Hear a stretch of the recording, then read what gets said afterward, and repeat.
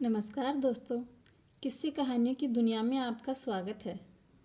आप सुन रहे हैं मुंशी प्रेमचंद की कहानी महातीर्थ। अगर कहानी पसंद आए तो वीडियो को लाइक कीजिए और चैनल को सब्सक्राइब। तो आइए सुनते हैं। मुंशी इंद्रमणि की आमदनी कम थी और खर्चा ज़्यादा। अपने बच्चे के लिए दाई का खर्च न उठा सकते थे, लेकिन एक तो बच्चे की सेवा शुश्रूषा की फिक्र और दूसरा अपने बराबर वालों से हेठे बने रहने का अपमान इस खर्च को सहन करने पे मजबूर करता था। बच्चा दाई को बहुत चाहता था, हरदम उसके गले का हार बना रहता था, इसलिए दाई और भी ज़रूरी मालूम होती थी। बुढ़िया इनके यहाँ 3 साल से नौकर थी। उसने उनके इकलौते बेटे का लालन पालन किया था। वह अपना काम बड़ी मुस्तैदी और परिश्रम से करती थी। उसे निकालने का कोई बहाना न दिखता था और व्यर्थ की खुचड़ निकालना इंद्रमणि जैसे भले आदमी के स्वभाव के विरुद्ध था। पर सुगदा इस संबंध में अपने पति से सहमत न थी। उसे संदेह था कि दाई हमें लूटी लेती है। जब दाई बाजार से लौटती तो वह दालान में छिपी रहती कि देखूं आटा कहीं छिपा तो न रख देती, लकड़ी को तो न छुपा देती।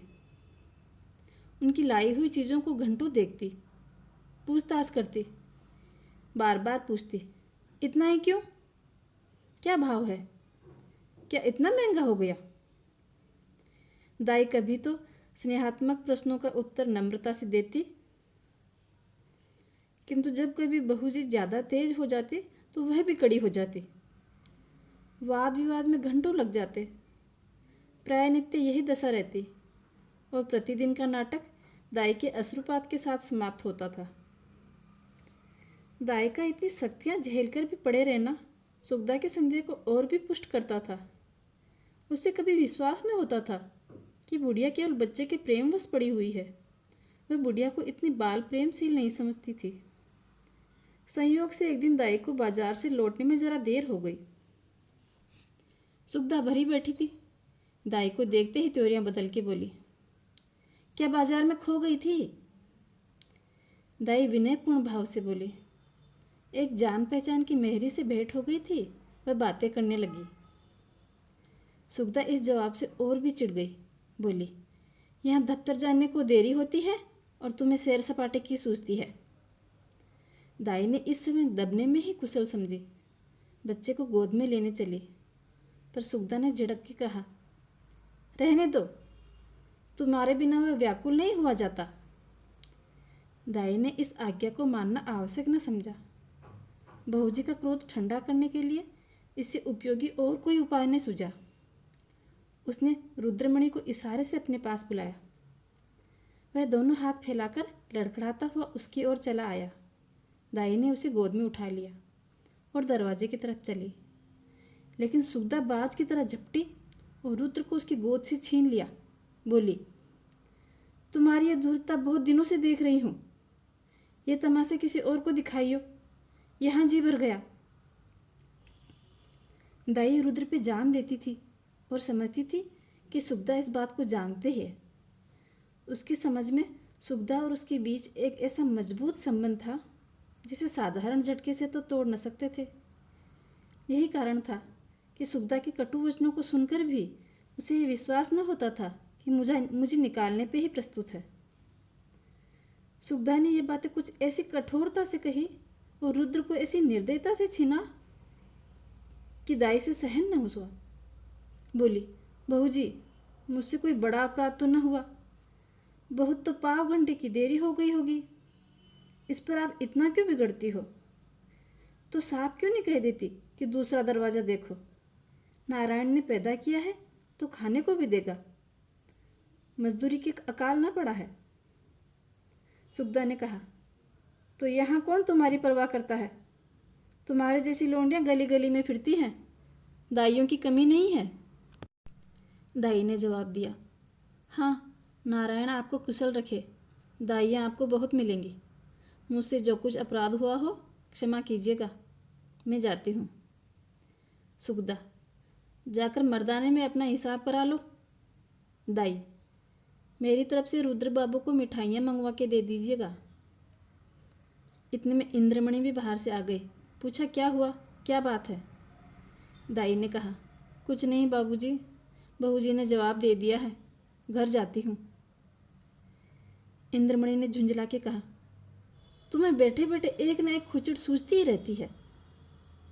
सुखदा ने तिनक के कहा, हाँ, मुझ में तो इसका रोग है, क्या करूँ, स्वभाव ही ऐसा है।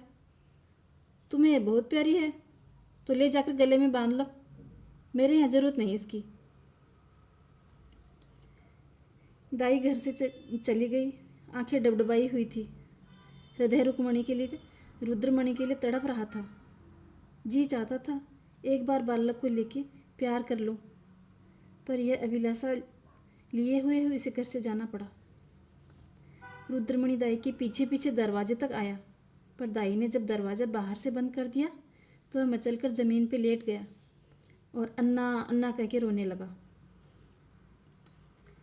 सुखदा ने चुमकारा, प्यार किया, गोद में लेने की कोशिश की, मिठाइयाँ देने का लालच दिया, मेला दिखाने का वादा किया। इससे जब काम न चला तो बंदर, सिपाही, लुल्लू, होआ, इन सब की धमकी दी। पर रुद्र ने वह रौद्र भाव धारण किया हुआ था कि किसी तरह चुप ही न होता था। यहाँ तक कि सुखदा को क्रोध आ गया। बच्चे को वहीं छोड़ दिया और आकर अपने काम धंधे में लग गई। रोते रोते रुद्र का मुख लाल हो गया, उसकी आंखें सूज गई। वह जमीन पर सिसकते सिसकते वहीं सो गया। सुखदा ने समझा था कि बच्चा थोड़ी देर में रो धोकर चुप हो जाएगा। रुद्र ने जाने की अन्ना की रट लगाई। अन्ना के पास जाना है, अन्ना के पास जाना है। 3 बजे इंद्रमणि दफ्तर से आए और बच्चे की यह दशा देखी तो स्त्री की तरफ कुपित नेत्रों से देखकर उसे गोद में उठा लिया और बहलाने लगे। जब अंत में रुद्र को यह विश्वास हो गया कि दाई मिठाई लेने गई है तो उसे संतोष हुआ। शाम होते ही उसने फिर चीखना शुरू कर दिया, अन्ना मिठाई ला, अन्ना मिठाई ला। इस तरह 2-3 दिन बीत गए। रुद्र अन्ना की रट लगाने और रोने के सिवा कोई काम ही न था। उसे अपने खिलौने बहुत प्रिय थे, लेकिन अब वो बेजान खिलौने उसे अच्छे न लगते थे। रुद्र उनकी तरफ से उनको आंख उठा के भी न देखता था। अन्ना जैसी जीती जागती, प्यार करने वाली, गोद में लेकर घुमाने वाली, थपक थपक कर सुलाने वाली, गा गा कर खुश करने वाली चीज़ का स्थान इन निर्जीव चीज़ों से पूरा न हो सकता था।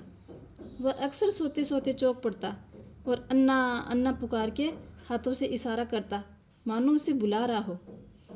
अन्ना की खाली कोठरी में घंटों बैठे रहता। उसे आशा होती कि अन्ना यहाँ आती होगी। इस कोठरी का दरवाज़ा खुलते ही सुनता तो अन्ना अन्ना दौड़ के फिर चला जाता। समझता कि अन्ना आ गई। उसका भरा हुआ शरीर घुलने लगा था। गुलाब जैसा चेहरा सूख गया। माँ और बाप की उसकी मोहनी हंसी सुनने के लिए कान तरस गए थे। यदि बहुत गुदगुदाते और छेड़ते तो वो थोड़ा बहुत हंसता, पर यह मालूम होता था कि वो दिल से न हंसता है। रुद्र को अब दूध से भी प्रेम न था, न मिश्री से, न मेवे से, न मीठे बिस्किट से, न ताज़ी इमरती से।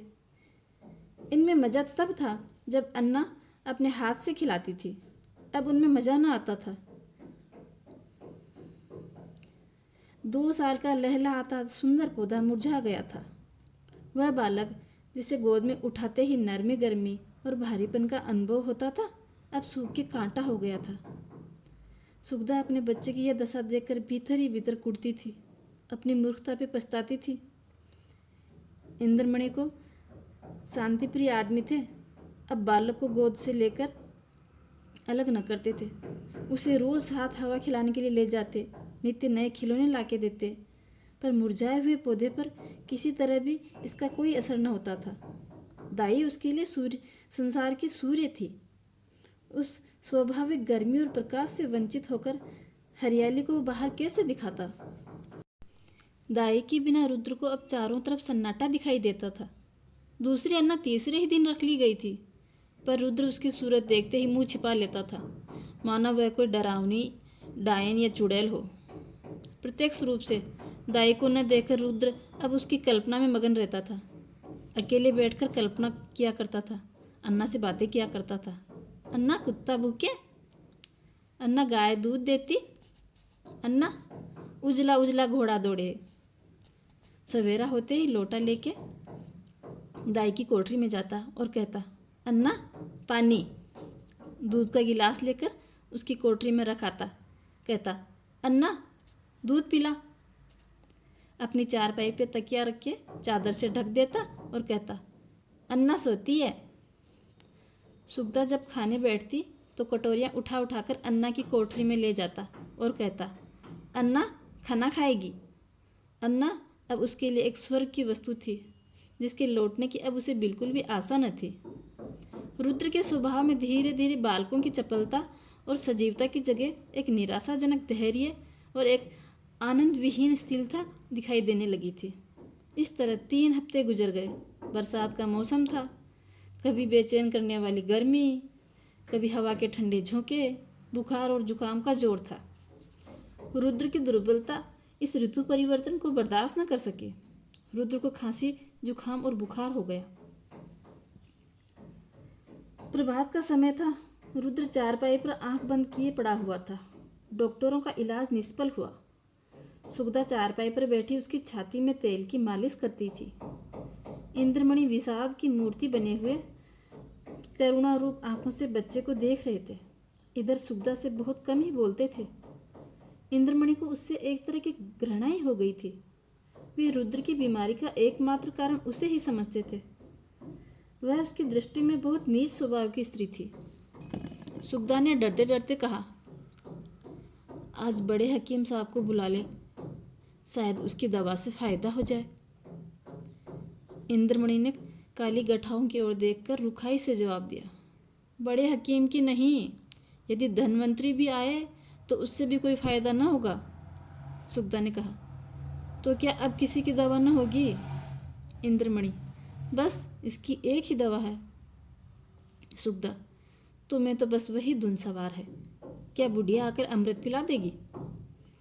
इंद्रमणि, वह तुम्हारे लिए चाहे विष हो, पर लड़के के लिए अमृत के समान ही है। सुगदा, मैं नहीं समझती थी ईश्वरी इच्छा के उसके अधीन है। इंद्रमणि, यदि नहीं समझती हो और अब तक नहीं समझी हो तो रोओगी, बच्चे से हाथ धोना पड़ेगा। सुगदा, चुप भी रहो, क्या अशुभ मुँह से निकालते हो? यदि ऐसी जली कुटी सुनानी है तो बाहर चले जाओ। इंद्रमणि, तो मैं जाता हूँ, पर याद रखो यह हत्या तुम्हारी ही गर्दन पे होगी। यदि लड़के को तंदुरुस्त देखना चाहती हो तो उसी दाई के पास जाओ, उससे विनती और प्रार्थना करो, क्षमा मांगो। तुम्हारे बच्चे की जान उसी की दया के अधीन है। सुगदा ने कुछ उत्तर नहीं दिया। उसकी आंखों से आंसू बह रहे थे। इंद्रमणि ने पूछा, क्या मर्जी है, जाऊं उसे बुला लाऊं? सुगदा, तुम क्यों जाओगे, मैं आप चली जाऊंगी। इंद्रमणि, नहीं, क्षमा करो, मुझे तुम्हारे ऊपर विश्वास नहीं। न जाने तुम्हारी जुबान से क्या निकल पड़े और जो आती हो तो भी ना आए। सुगदा ने पति की ओर तिरस्कार की दृष्टि से देखा और बोली, हाँ और क्या, मुझे अपने बच्चे की बीमारी का थोड़े ही कोई शौक है। मैंने लाज के मारे तुमसे कहा नहीं, पर मेरे हृदय में ये बात बार बार उठती है। यदि मुझे दाई के मकान का पता मालूम होता तो मैं अब तक कब के उसके पास जाके और उसे समझा बुझा के ले आई होती। वह मुझसे कितनी ही नाराज हो, पर रुद्र से उसे प्रेम था। मैं आज ही उसके पास जाऊंगी। तुम विनती करने की कहते हो, मैं उसके पैरों पे पड़ जाऊंगी, उसके पैरों को आंसुओं से भिगो दूंगी। जिस तरह राजी होगी उस तरह राजी करूंगी। सुगदा ने बहुत धैर्य धर के ये बातें कही, परंतु उमड़े हुए आंसुओं को न रोक सकी। इंद्रमणि ने स्त्री की ओर सहानुभूतिपूर्वक नेत्रों से देखा और लज्जित होकर बोले, मैं तुम्हारा वहाँ जाना उचित नहीं समझता, मैं खुद ही जाता हूँ। कैलाशी संसार में अकेली थी, एक सूखी हुई टहनी। रुद्र को पाकर इस सूखी हुई टहनी में जान पड़ गई थी। उसमें हरी हरी पत्तियां निकल आई थी।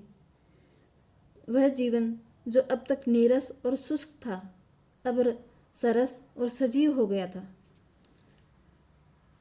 कैलाशी रुद्र की भोली भाली बातों पर न्योछावर हो गई थी, पर वह अपना स्नेह सुखदा से छिपाती थी, इसलिए कि माता के हृदय में द्वेष न हो।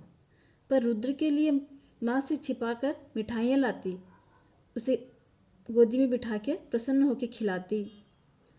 वह दिन में 2-3 बार उसे उपटन मलती कि बच्चा मजबूत हो। वह दूसरों के सामने उसे कुछ खाने को न देती कि कहीं नज़र न लग जाए। यह उसका विशुद्ध प्रेम था, इसमें स्वार्थ की गंध कदापि न थी। इस घर से निकलकर आज कैलाशी की वह दशा थी जो थिएटर में एकाएक बिजली लैंपों के बुझ जाने से दर्शकों की होती है। उसके सामने वही सूरत नाचती रहती थी, कानों में वही प्यारी प्यारी बातें गूंजती रहती थी। उसे अपना घर काटने को दौड़ता था। उस काल कोठरी में उसका दम घुटता था। रुद्र कैलाशी के ध्यान से क्षण भर के लिए भी नहीं जाता था। वह सोते सोते चौंक पड़ती। जान पड़ता रुद्र डंडे का घोड़ा दबाए हुए चला आ रहा है। पड़ोसियों के पास जाती तो रुद्र की ही बातें करती। रुद्र उसके दिल में जान में बसा हुआ था। सुखदा के कठोर कुव्यवहार को उसके हृदय में ध्यान भी न था। वह रोज़ इरादा करती कि आज रुद्र को देखने जाऊंगी। उसके लिए बाजार से मिठाइयाँ और खिलौने लाती। वह घर से चलती पर रास्ते से ही लौट आती। कभी 2-4 कदम से आगे जा ही न पड़ती थी। कौन मुँह लेके जाऊं? जो प्रेम को धूर्तता समझते हो उसे कौन सा मुँह दिखाऊं? कभी सोचती यदि रुद्र मुझे न पहचाना तो बच्चों के प्रेम का क्या ठिकाना। नई दाई मिल गई होगी, उससे हिल मिल गया होगा। यह ख्याल भी उसे जाने न देता। इस तरह 2 हफ्ते बीत गए। कैलाशी का जी उचट रहा था, जैसे उसे कोई लंबी यात्रा करनी हो। घर की चीज़ें जहाँ की तहाँ पड़ी रहती, न खाने की सुध थी न कपड़ों की। रात दिन रुद्र के ही ध्यान में डूबी रहती थी। संयोग से इन्हीं दिनों बद्रीनाथ की यात्रा का समय हो गया था। मोहल्ले के कुछ लोग यात्रा की तैयारियां करने लगे थे।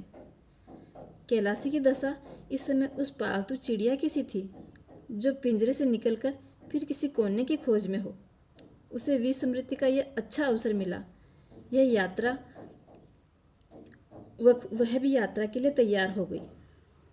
आसमान पे काली गठाएं छाई हुई थी और हल्की हल्की फुहारें पड़ रही थी। दिल्ली स्टेशन पर यात्रियों की भीड़ थी। कुछ गाड़ियों में बैठे थे, कुछ अपने घर वालों से विदा हो रहे थे। चारों तरफ एक हलचल सी मची हुई थी। संसार माया आज भी उन्हें जकड़े हुई थी।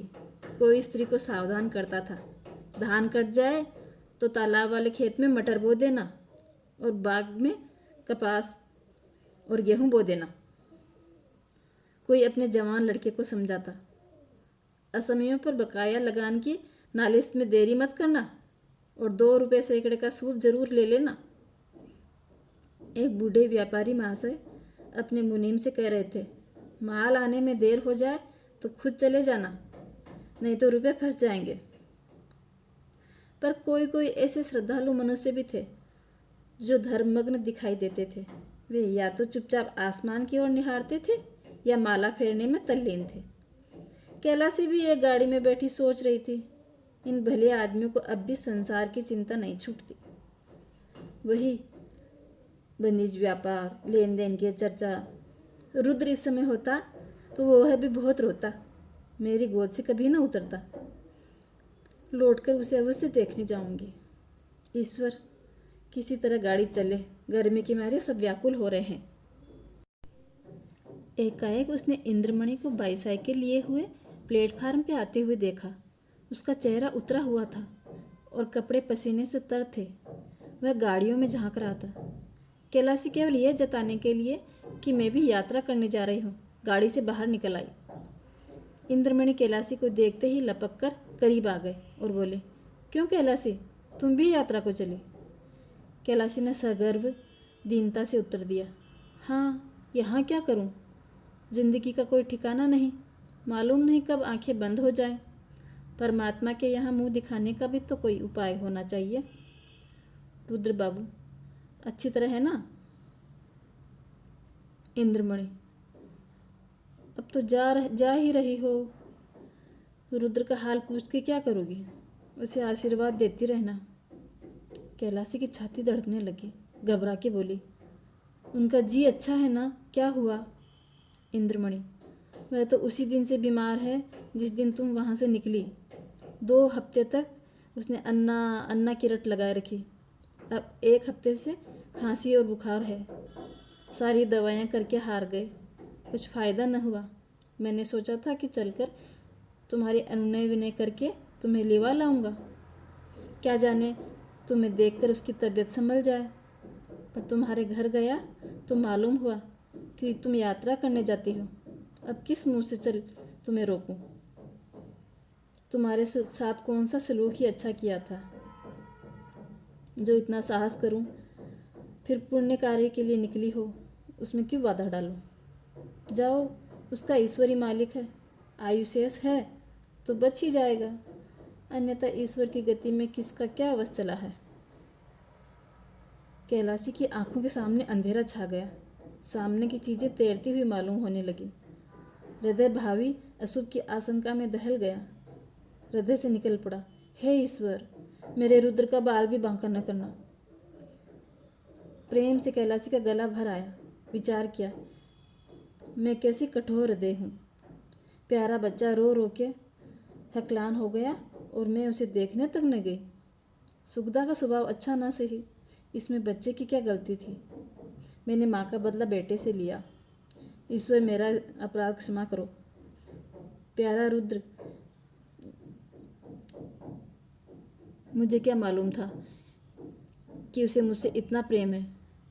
नहीं मालूम, नहीं तो मैं बच्चे को इस दशा में छोड़ के ना आती। वह भयातुर हो गई, बोली, दूध तो पीते हैं ना? इंद्रमणि, तुम दूध पीने की कहती हो? उसने 2 दिन से आंखें तक न खोली। कैलाशी, या मेरे परमात्मा। अरे कुली कुली, बेटा आके मेरा सामान गाड़ी से उतार दो। अब मुझे तीर्थ यात्रा नहीं जाना। हाँ बेटा जल्दी करो। बाबूजी देखो, कोई इक्का ठीक कर लो। इक्का रवाना हुआ। सामने सड़क पर बगिया खड़ी हुई थी। घोड़ा धीरे धीरे चल रहा था। कैलाशी बार बार झुंझलाती और इक्के वाले से कहती, बेटा जल्दी करो, मैं तुझे कुछ ज़्यादा पैसे दे दूंगी। रास्ते में मुसाफिरों की भीड़ देखकर उसे क्रोध आता। उसका जी चाहता कि घोड़े के पर लग जाते, लेकिन इंद्रमणि का मकान अभी बहुत दूर था। तो कैलाशी का हृदय धड़क रहा था। बार बार हृदय से रुद्र के लिए शुभ आशीर्वाद निकल रहे थे। ईश्वर करे सब कुशल मंगल हो। एकाएक इंद्रमणि की गली की ओर मुड़ा। अकस्मात कैलाशी के मकान में से रोने की ध्वनि सुनाई पड़ी। कलेजा मुंह को आ गया, सिर में चक्कर आ गया। मालूम हुआ नदी में डूबी जाती हूँ। जी चाहा कि 21 पर से कूदूं और दौड़ते हुए अंदर चली जाऊं। पर थोड़ी ही देर में मालूम हुआ कि कोई स्त्री मैके से विदा हो रही है। संतोष हुआ। अंत में इंद्रमणि का मकान आ गया। कैलाशी ने डरते डरते दरवाजे की तरफ ताका, जैसे कोई घर से भागा हुआ अनाथ लड़का शाम को भूखा प्यासा घर आए। दरवाजे की ओर सटकी हुई आंखों से देखने की कोई बैठा हुआ उसे देख तो न रहा है। दरवाजे पर सन्नाटा छाया हुआ था। महाजन बैठा सुरती मल रहा था। कैलाशी को घर आंगन के हालात देख के थोड़ा ढांढस हुआ। सुगदा के कमरे में गई तो उसका हृदय गर्मी के मध्य काल के सदृश से कांप रहा था। सुगदा रुद्र को गोदी में लिए दरवाजे की ओर टकटकी लगाए देख रही थी। वह शोक और करुणा की मूर्ति बनी हुई थी। कैलाशी ने सुगदा से कुछ न पूछा। रुद्र को उसकी गोदी से ले लिया और उसकी तरफ सजल नेत्रों से देख के कहा, बेटा रुद्र, आंखें खोलो। रुद्र ने आंखें खोली। क्षण भर दाई को चुपचाप देखता रहा, फिर एकाएक दाई के गले से लिपट गया और बोला, अन्ना आई, अन्ना आई। रुद्र का पीला मुरझाया हुआ चेहरा खिल उठा, जैसे बुझते हुए दीपक में तेल पड़ जाए। ऐसा मालूम हुआ मानो वह कुछ बढ़ गया है। 1 हफ्ता बीत गया। प्रातःकाल का समय था। रुद्र आंगन में खेल रहा था। इंद्रमणि ने बाहर से आकर उसे गोद में उठा लिया और प्यार से बोले, तुम्हारी अन्ना को मार के भगा दे? रुद्र ने मुंह बनाकर कहा, नहीं, रोएगी। कैलाशी बोली, क्यों बेटा, तुमने तो मुझे बद्रीनाथ नहीं जाने दिया। मेरी यात्रा का पुण्य फल कौन देगा? इंद्रमणि ने मुस्कुराकर कहा, तुम्हें उससे कहीं अधिक पुण्य हो गया। ये तीर्थ नहीं, महातीर्थ है। धन्यवाद।